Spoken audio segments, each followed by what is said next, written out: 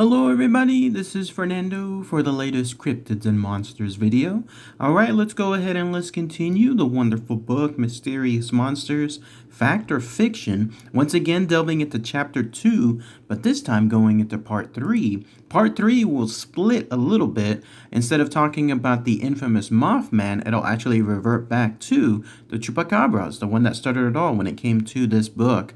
And the reason why it's being featured here is because in this chapter, once again, it's going with the analyzation of being against certain cryptids. Like, in other words, trying to make sure that there's ways to debunk cryptids. And in this case, the title of this particular theme or chapter or subchapter is The Chupacabras May Be a Dog. So as you can see, it's going to posit the fact that instead of us seeing a cryptid out there in the world, we're actually seeing another variation of a dog. So without further ado, let's go ahead and let's feature it here. I do have some credence to that. Like, I do believe that this is an angle that could be interpreted. More on that here in a minute. But as always, I'd love to hear what your own thoughts and comments are. So here's what it says. When the Chupacabras first hit the public consciousness in the fall of 1995, this mysterious livestock-killing animal was a phenomenon relegated almost exclusively to the little island of Puerto Rico. People there reported seeing a small kangaroo-like beast with glowing red eyes and a spiky spine. The creature was said to leap over fences and to kill its prey with a puncture wound to the neck. Within months of the island's first sightings, Chupacabras encounters were being reported in Mexico, Central America, and the United States, mostly in Hispanic communities.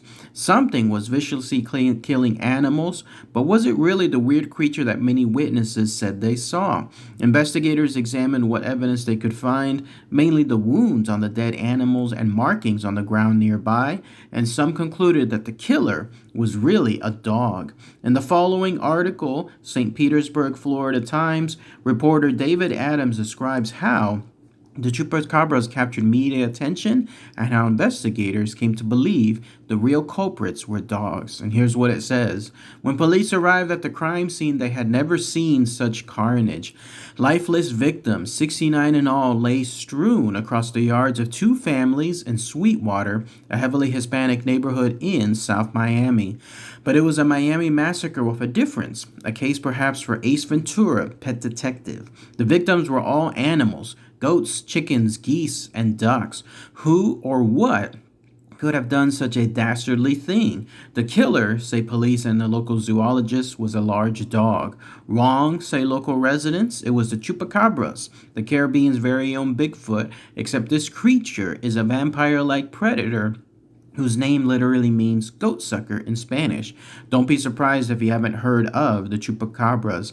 Until March 1996, it had never been seen or heard outside of Puerto Rico, the U.S. island commonwealth of 4 million people. For the past 6 months, the hideous blood-sucking beast with an oval head and bulging red eyes, part reptile, part insect, part UFO alien, allegedly has been terrorizing the island's central mountains. But after the slaughter in Sweetwater, the Chupacabras has firmly established a place in the annals of Miami make-believe. It may sound like something out of Star Trek, but it has gripped more than the imagination of the Hispanic Miami. For those who believe in the Chupacabras, the fear is real. In some cases, the attack on livestock has caused serious economic loss. One Sweetwater woman claims to have seen it, and there have been alleged Chupacabra attacks in other parts of Miami. The beast has developed a large following in Latino communities across the United States, from New Jersey to California. Authorities are taking the killings seriously, up to a point. A specialist has investigated the deaths, and a county commissioner has called for a police request. It's mushroomed way out of proportion, says Ron McGill, assistant curator at Metro-Dade Zoo. I'm sitting here literally in shock. The next segment is Big Business. Chupacabras has aroused great interest and discussion, some of it less than serious, on the internet, where it has its own homepage complete with sketches created by a Princeton University history student. This had turned out to be a new kind of folklore, said the student Hector Armstrong, a native Puerto Rico. There is even talk of a video game spin-off, he says. It has already become big business. There are t-shirts, a Chupacabra sandwich, live morning radio, and a Spanish pop song with a chorus that roughly translated goes like this: "Gotta have fun and party in case the goat sucker gonna get me." Last week, English language radio got in on the act when the popular station Y100 ran a week-long search of the elusive Chupacabras, offering a $1,000 prize for a real photo of the creature. The station made its own mock effort, sending a reporter into the Sweetwater Woods dressed in a goat costume. The Chupacabra's coverage was a hit. One of Latin America's most watched Spanish-language TV chat shows, Christina, which is recorded in Miami where it has a large audience, gave credence to the Chupacabra's phenomenon with an hour-long program on it Monday. On the show was Jose Chemo Soto, the mayor of Canovanas, a town in Puerto Rico where the Chupacabra supposedly has claimed more than 100 victims. Soto, who is running for re-election, offered viewers this grim warning. Whatever it is, it's highly intelligent. Today, it is attacking animals, but tomorrow, it may attack people. A former police detective, Soto is known to locals as Chemo Indiana Jones for his quest to capture the mysterious creature. Using caged goats as bait, Soto leads a weekly monster hunt of local volunteers who patrol the town's surrounding hill, but so far, to no avail. Also interviewed on Christina, a vet from Puerto Rico, nicknamed Dr. Chupacabras, who claims the wounds he has examined on alleged victims of the beast are totally abnormal, fang-long punctures. Others on the program included an extraterrestrial philosopher and a writer on UFOs who believe the Chupacabras was sent from another planet to Puerto Rico. According to Jorge Mountain, publisher of Evidencia, a magazine on UFO research, aliens are drawn to Puerto Rico by the Arecibo Observatory, the world's largest radio radar telescope. The killings, whatever their cause, are a serious problem that have frightened many people in Puerto Rico and Miami. This has been fueled by a number of eyewitness accounts from seemingly credible people. At least 15 Caravanas residents claim to have had a close encounter with the monster. "I was looking off the balcony one night and I saw it step out off a bright light in the backyard," said Michael Negron, a 25-year-old college student.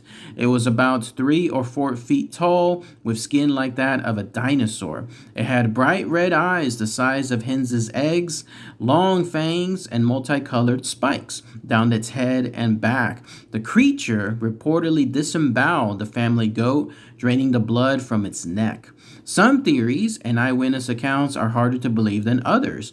Consider the latest sighting in the Puerto Rican town of Caguas, where the Chupacabras allegedly entered a bedroom window and mauled a stuffed teddy bear, leaving a puddle of slime.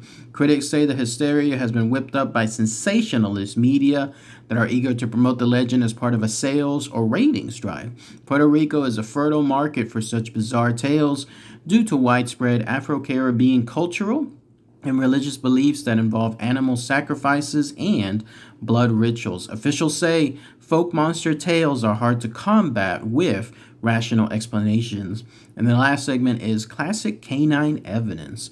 Just ask McGill, the Miami zoologist. When he attended a Sweetwater slaying, he pointed out to residents what he believes to be incontrovertible proof the killer was a large dog, maybe 50 pounds in weight or more. They were just totally not listening, he said. On inspection, he found the bite marks were classic canine punctures from dogs. As for the vampire theory, contrary to the popular belief, all the animals were full of blood, he said. He demonstrated this on one dead goat.